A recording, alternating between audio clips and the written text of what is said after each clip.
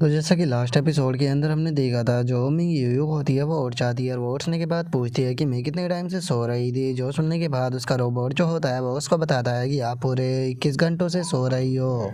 जो सुनते के साथ ही मिंग यूयू जो होती है वो उठकर वहाँ से जाने लगती है, लेकिन तभी उसका रोबोट जो होता है वो उसे रोकते हुए बोलता है कि मिस, आपकी तबीयत जो है वो बिल्कुल भी ठीक नहीं है, क्योंकि आपको बहुत ही तेज़ फीवर है और उसी के साथ में आप इंजर्ड भी हो। तो आपको अपनी ये एक्टिविटी जो है वो बंद कर देनी चाहिए, क्योंकि अगर आपने अपनी एक्टिविटी जो है वो बंद नहीं की तो ये आपकी बॉडी के लिए बहुत ही ज़्यादा नुकसानदायक होगा। जो सुनने के बाद में ये जो होती है वो उससे बोलती है, हर रोज़ाना ये सिटी जो है वो और भी ज़्यादा बदतर होती जा रही है। हर रोज़ यहाँ पर जो मासूम लोग हैं वो मर रहे हैं, क्योंकि ब्लैक ड्रैगन सोसाइटी जो है वो बहुत ही ज़्यादा ईविल है। इसीलिए जब तक वे नहीं मर जाते मैं आराम नहीं करूँगी। और इतना बोलते के साथ ही जो मिंग यूयू होती है वो वहाँ से जाने लगती है और वहाँ से जाते हुए बोलती है कि अंकल फू, मुझे माफ़ कर देना, लेकिन मुझे अभी के लिए जाना होगा। हम खाना खाएंगे जब मैं वापस आ जाऊँगी। और उसके इतना बोलते ही अब हमारा व्यू एक पर्सन के ऊपर आ जाता है, जहाँ पर कि वो पर्सन जो होता है वो फ़ोन पर बात करते हुए बोलता है कि मैंने उन सभी बच्चों को इंजेक्शन दे दिया है, इसीलिए वे सभी लोग शांत होकर सो रहे हैं।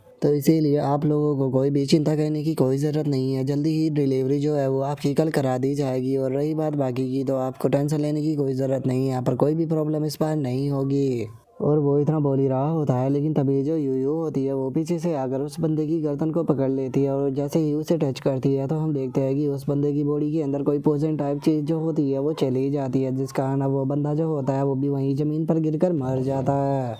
जिसके बाद अब मिंग यूयू जो होती है वो उस बंदे के फ़ोन को उठा लेती है और उसके फ़ोन को उठाने के बाद उसमें दी गई लोकेशन जो होती है वो देखने लगती है। जिसके बाद अब हमारा व्यू जो होता है वो किसी दूसरी जगह पर आ जाता है, जहाँ पर कि हम देखते हैं कि बहुत सारे लोग जो होते हैं वो वहाँ पर मरे हुए पड़े होते हैं। और एक बंदा जो होता है वो घबराते हुए बोलता है कि प्लीज़ मुझे जाने दो, मैं कुछ भी नहीं जानता हूँ। और उसके इतना बोलते के साथ ही हम देखते हैं कि उसे वो पर्सन जो होता है वो वहीं पर ही मार देता है। और उस पर्सन को देखने के बाद वहाँ पर पड़ा हुआ एक बंदा जो होता है वो अपने मन में सोचता है कि ये तो क्राइम स्टॉप हीरो है, मैंने नहीं सोचा था कि ये एक लड़की होगी। एक बार इसे यहाँ से जाने दो, जिसके बाद मैं बॉस को इसके बारे में इन्फॉर्म कर दूंगा और मुझे यकीन है कि बॉस जो है वो मुझे इस चीज़ के लिए बहुत ही ग्रेट रिवॉर्ड जो है वो देंगे। और वो इतना सोच ही रहा होता है, तभी हम देखते हैं कि सीधे एक गन जो होती है वो उसके फोरहेड के ऊपर आकर लग जाती है, जो कि कोई और नहीं बल्कि मिंग यूयो ने ही लगाई होती है। और अब जो मिंग यूयो होती है वो बिना देर करे उसे वहीं पर ही ख़त्म कर देती है। जिसके बाद अब हम वहाँ पर कैद हुए हुए कुछ बच्चे और लड़कियों को देखते हैं, जो कि काफ़ी ज़्यादा घबराए हुए होते हैं और वे घबराते हुए बोलते हैं कि प्लीज़ हमें कुछ भी मत करना। और उन लोगों की बातों को सुनकर मिंग जो होती है वो उनसे बोलती है कि तुम्हें यहाँ पर घबराने की कोई ज़रूरत नहीं है। यहाँ पर ब्लैक ड्रैगन सोसाइटी के जो कीड़े थे मैंने उन सभी को ख़त्म कर दिया है, तो इसीलिए तुम मुझे फॉलो करो, मैं तुम्हें यहाँ से बाहर लेकर चलती हूँ।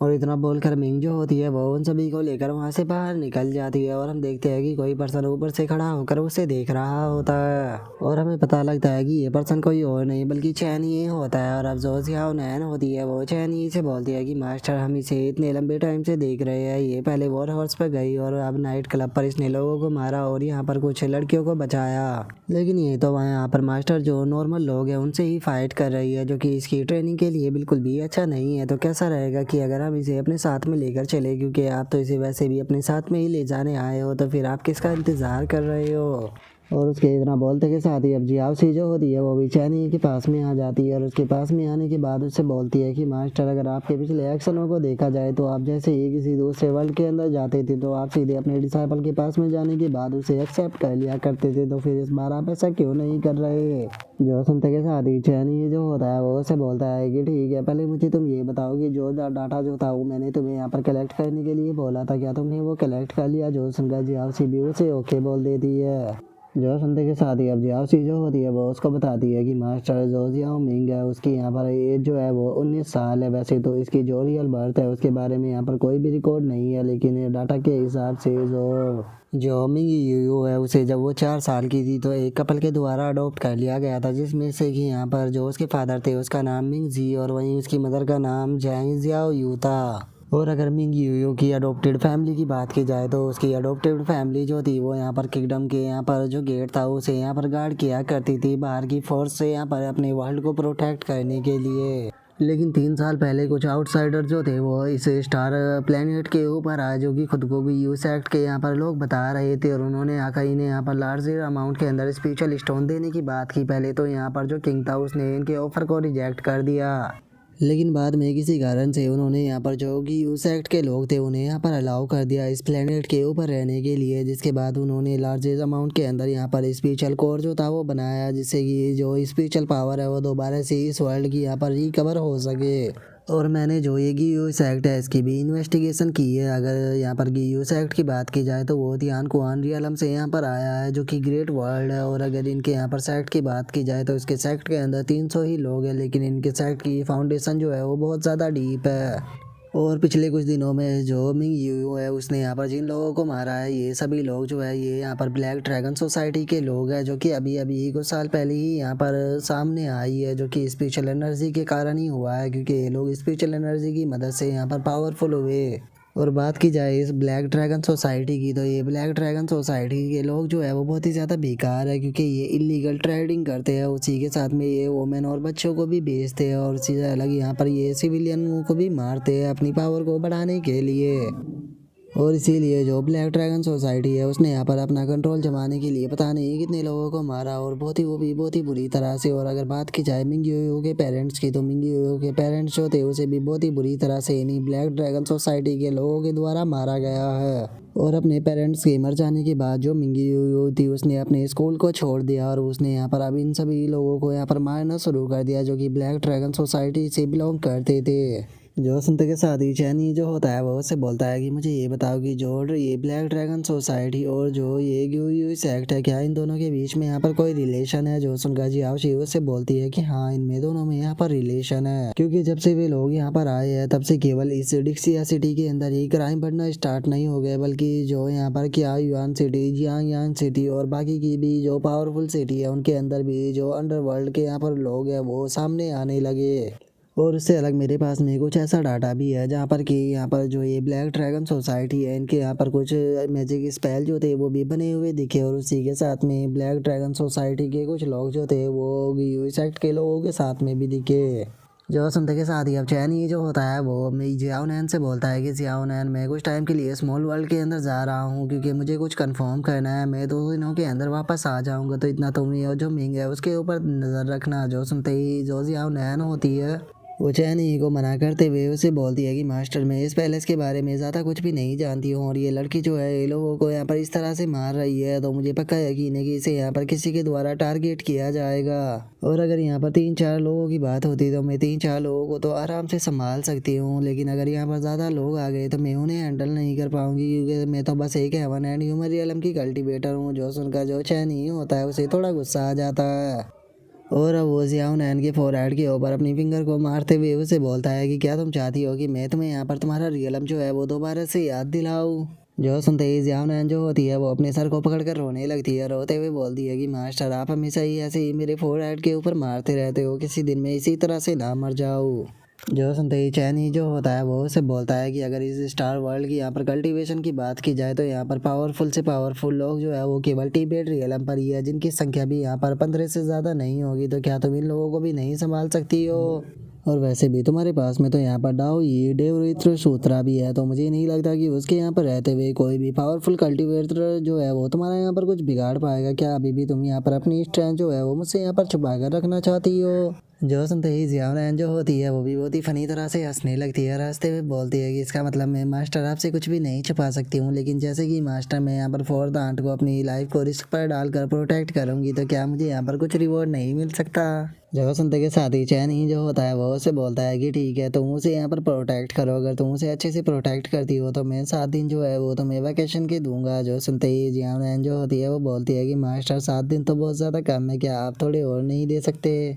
जो सुनकर चैन ही जो होता है वो उसे बोलता है कि ठीक है तो फिर तुम्हें 3 ही दिन मिलेंगे। जो सुनते ही जियाओ नैन जो होती है वो घबराते हुए बोलती है कि नहीं नहीं मास्टर 7 दिन काफ़ी है, 7 दिन काफ़ी है, मैं उन्हें यहाँ पर अच्छे से प्रोटेक्ट करूँगी, आप टेंशन मत लीजिए। जो सुनते के साथ ही अब चैनी जो होता है वो अपने पोर्टल को खोल कर वहाँ से जाने लगता है, और वहाँ से जाते हुए जियाओ नैन से बोलता है कि जाने से पहले एक चीज़ जो है वो मैं तुम्हें बता दूँ कि तुम यहाँ पर उस लड़की की बॉडी जो है उसे टच मत करना। जो सुनते के साथ ही जो जियाओ नैन होती है उसे कुछ भी समझ में नहीं आता, और वो बहुत ही फनी सा फेस बनाते हुए बोलती है कि क्या उसकी बॉडी को टच ना करूँ, लेकिन वो तो एक लड़की है, और अगर एक लड़की दूसरी लड़की की बॉडी को टच करेगी तो आखिर इसमें क्या ही बिगड़ जाएगा।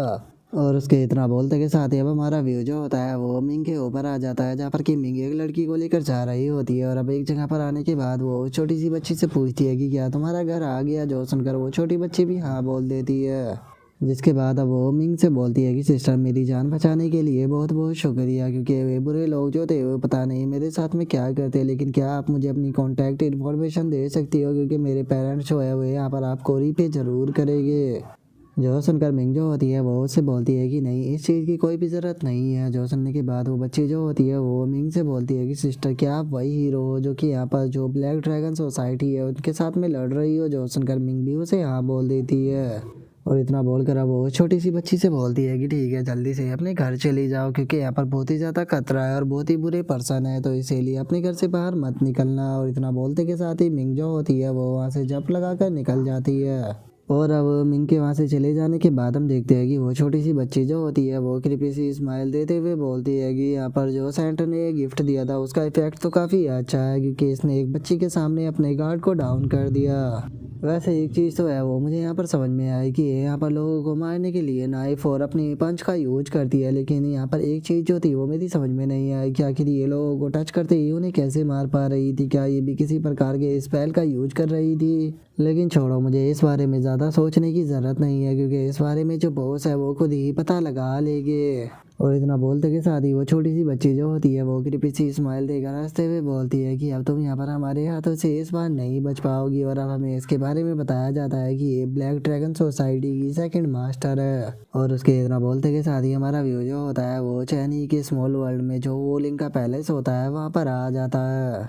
जहाँ पर की वोलिंग जो होती है वो चैनी को बताती है कि तियानजू जो है वो रिकवर हो चुका है। और उसी के साथ में उसने यहाँ पर काफ़ी सारे जो पिलर गॉड थे उन्हें भी ख़त्म कर दिया, और बाकी के लोग भी वर्ल्ड के अंदर फैले हुए हैं और जल्दी ही न्यूज़ जो है वो आ जाएगी। लेकिन यहाँ पर एक चीज़ जो है वो मैं समझ चुकी हूँ कि दूसरी पार्टी का यहाँ पर कम्युनिकेशन नेटवर्क जो है वो भी हमारे जितना ही पावरफुल है। लेकिन एक चीज़ जो है वो मेरी समझ में नहीं आई कि आखिर इस बार तुमने तियान जी को क्यों भेजा, क्योंकि हम अगर तियान जी की जगह किसी और को भेजते तो हो सकता था कि हम कुछ और गोड जो थे उन्हें पकड़ सकते थे और उनसे थोड़ी और इन्फॉर्मेशन जो थी वो कलेक्ट कर सकते थे। लेकिन चूंकि तुमने वहाँ पर तियान जी को भेज दिया है तो मुझे नहीं लगता कि वहाँ पर कोई भी जो है वो जिंदा रहने वाला है, क्योंकि उस लड़की का जो मर्डरस इंटेंट है वो बहुत ही ज़्यादा पावरफुल है और वो पक्का वहाँ पर किसी को भी जिंदा नहीं छोड़ने वाली। जो सुनते के साथ ही चैन ये जो होता है वो उसको बताता है कि जो ये 12 पिलर गॉड है यहाँ पर गिया की इन्फॉर्मेशन के मुताबिक उनका स्टेटस जो है वो ज़्यादा हाई नहीं है, और वे भी हमें यहाँ पर इतनी ही इन्फॉर्मेशन देते जितना कि हमें गिया से मिली, तो इसीलिए उन लोगों उसके से बातें कर कोई फ़ायदा नहीं था।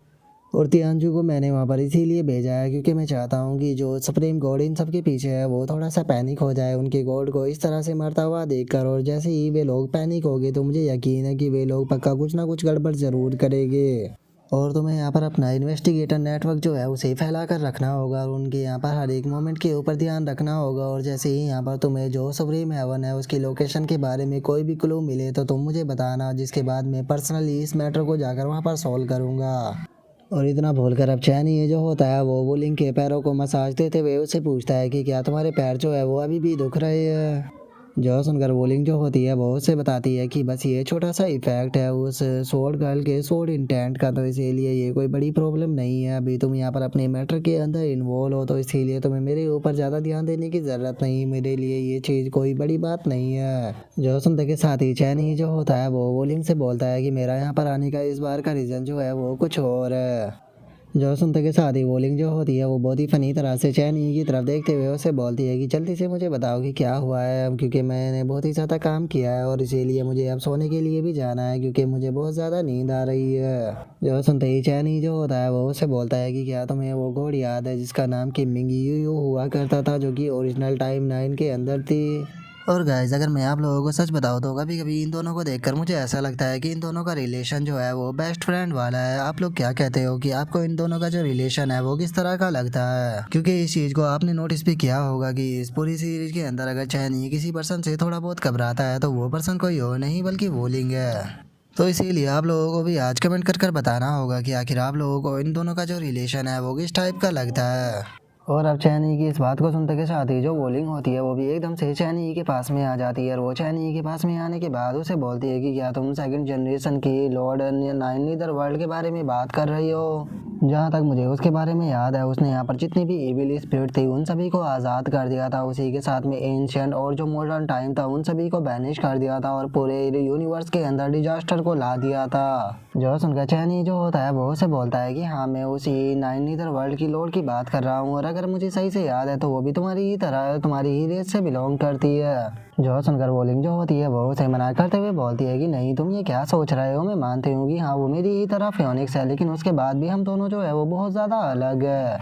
मैं यहाँ पर नॉर्मल तरह से अपनी मदर से पैदा हुई हूँ, लेकिन अगर नाइन नीदर वर्ल्ड की लॉर्ड की बात की जाए तो जो नाइन नीदर वर्ल्ड फियोनिक्स होती है वो यहाँ पर डिजास्टर, कर्स,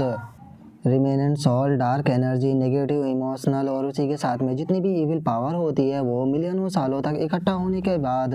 एक नाइन नीदर वर्ल्ड फियोनिक्स जो होती है वो बनती है, जिसकी की ना तो कोई फैमिली होती है और ना ही कोई डिसेंडेंट होता। ना कोई फर्क नहीं पड़ता कि कौन सा टाइम है या कौन सा स्पेस है, हमेशा नाइन नीदर वर्ल्ड फियोनिक्स जो होती है वो एक ही रहती है। और अगर इस नाइन नीदर वर्ल्ड फियोनिक्स की बात की जाए तो मैं इसे एक बार मिली थी जब मैं काफ़ी ज़्यादा यंग थी। तो मैं अपनी मदर के साथ में इस वर्ल्ड के अंदर ट्रैवल कर रही थी, तो उसी टाइम पर मैं उसे मिली थी और उसका नाम मिंग जी यूयो था। और सच बताओ तो तुम इस चीज़ का अंदाज़ा भी नहीं लगा सकते हो कि जो नाइन नीदर वर्ल्ड फियोनिक्स होती है उसके अंदर कितनी ज़्यादा एविल एनर्जी जो होती है वो भरी हुई होती है। और अगर बात की जाए उस नाइन नीदर वर्ल्ड फियोनिक्स की तो वो देखने में तो काफ़ी ज़्यादा खूबसूरत थी, लेकिन उसी के साथ में वो एक नंबर की बेवकूफ़ थी। उसके पास में कोई भी हार्ट फीलिंग नहीं थी। वो यहाँ पर सभी लोगों को बस ख़त्म करने के बारे में ही सोचा करती थी, इवन कि मैं भी उसके हाथों से मारी जाती। लेकिन वो तो अच्छा है कि उसके मेरे लिए कोई भी बुरे इंटेंशन नहीं थे, इसीलिए उसने मुझे कुछ नहीं किया। और अगर यहाँ पर कोई खुद को जो मिंग यू है वो बता रही है तो वो कोई डिजास्टर गॉड नहीं, बल्कि वो पक्का यहाँ पर वेनरेबल है, लेकिन उसके बाद भी उसका लेवल जो है उससे कम नहीं होने वाला। तो इसीलिए वो पक्का इस वर्ल्ड के अंदर जो है वो डिजास्टर फैलाएगी और इन द एंड यहाँ तक कि वो हमारे ही हाथों से मारी जाएगी। जो सुनने के बाद चैनी जो होता है वो उसे बोलता है कि क्या होगा अगर जो मिंग यू है वो इसे एरा के अंदर आ गई तो। जो सुनकर वोलिंग जो होती है वो चैनी से बोलती है कि अगर जो नाइन नीदर वर्ल्ड फियोनिक्स है वो इस वर्ल्ड के अंदर है तो वो पक्का यहाँ पर चीज़ों को और भी ज़्यादा बेकार कर देगी, तो इसीलिए उसे हमें जल्द से जल्द ख़त्म करना होगा। और इतना बोलते के साथ ही वोलिंग जो होती है वो एकदम से चैनी की तरफ देखते हुए उसे बोलती है कि एक मिनट रुको, कहीं तुम कहना तो नहीं चाहते हो। जो सुनते ही चैनी जो होता है वो उसे बोलता है कि हाँ, मैं तुमसे यही चीज़ कहना चाहता हूँ। मिंग यू जो है वो कोई वेनरेबल नहीं है, बल्कि वो इस एरा के अंदर है और वो यहाँ पर इस ओरिजिनल हिस्ट्री को यहाँ पर इफेक्ट कर रही है। और इन सबसे भी बड़ी बात जो है वो ये है कि जो मिंग यू है वो मेरी नेक्स्ट डिसाइपल है। और अब चैनी की इस बात को सुनते के साथ ही जो वोलिंग होती है वो भी बहुत ही ज़्यादा शौक हो जाती है। जिसके बाद अब हमारा व्यू जो होता है वो मिंग के ऊपर आ जाता है, जो कि आराम से नहा रही होती है। तभी उसका रोबोट जो होता है वो उसके कपड़ों को लाते हुए उसे बोलता है कि मिस, आपके कपड़े जो थे वो थोड़े बेकार और गंदे हो गए थे, तो इसीलिए मैंने इन्हें वॉश कर सुखा दिया है। और कल आपने बहुत ज़्यादा काम किया था तो इसीलिए मुझे लगता है कि आप काफ़ी ज़्यादा थक भी गई होगी, तो कैसा रहेगा कि मैं आपके लिए डिनर जो है वो तैयार कर दूँ। तो और उसके इतना बोलते के साथ ही हम मिंग के कमर के ऊपर बनी हुई एक सील को देखते हैं, जिसके अंदर से कि एकदम से एनर्जी जो होती है वो निकलने लगती है और वो एनर्जी जो होती है वो जो मिंग होती है उसे भी इफेक्ट करने लगती है। और कुछ ही पलों में हम देखते हैं कि मिंग जो होती है उसकी पूरी बॉडी से ब्लैक कलर की एनर्जी जो होती है वो निकलने लगती है, जो कि मिंग के पूरे शरीर को ढकने लगती है और वो देखने में भी काफ़ी खतरनाक लग रही होती है। जिसे देखने के बाद मिंग जो होती है वो चिल्लाते हुए बोलती है कि मेरे शरीर से बाहर निकलो।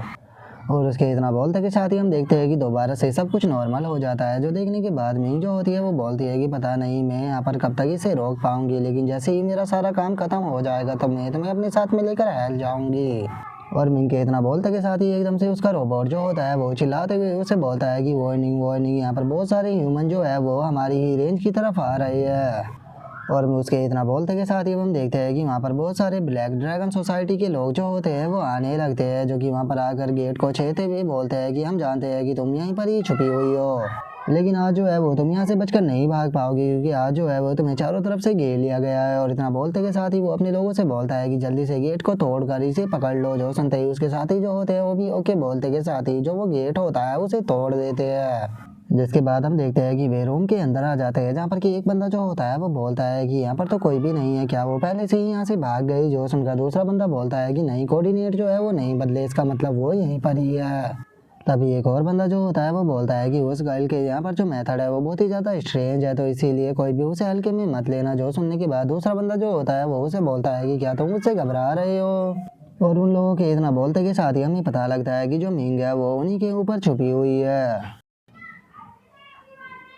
और अब यहीं पर ही हमारा आज का एपिसोड जो होता है वो कंप्लीट हो जाता है। तो नेक्स्ट एपिसोड के अंदर देखिए कि आगे क्या होता है। अगर आप लोगों को वीडियो अच्छी लगी हो तो लाइक करना, चैनल को सब्सक्राइब करना। मैं मिलता हूँ नेक्स्ट एपिसोड में, तब तक के लिए बाय बाय गाइस।